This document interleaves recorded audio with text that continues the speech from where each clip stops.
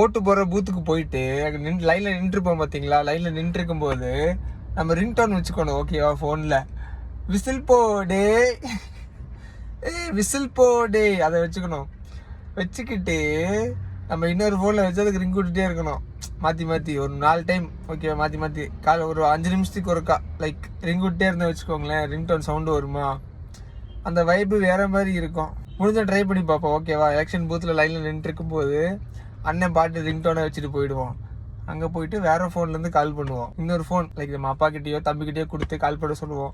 ஒரு 2 டைம் அடிக்கும். அப்போவே கண்டுபிடிச்சிருவாங்க, இவன் டிவிக்கு ஆள் தான், இவன் விஜய்க்கு தான் வந்து ஓட்டு போட வந்திருக்கான் அப்படிங்கிற மாதிரி கன்ஃபார்ம் பண்ணிடுவாங்க.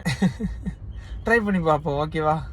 அண்ட் ஆல்சோ பக்கத்தில் இருக்கிறவங்களுக்கும் விசில் அப்படிங்கிறது ஞாபகம் வரும்.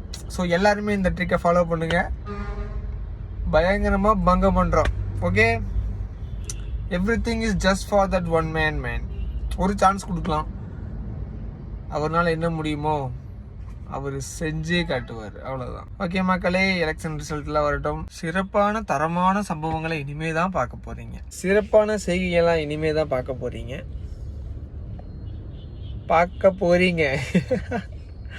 ஆனால் எங்கள் ஆட்டம் விரித்தனமாக இருக்கும்.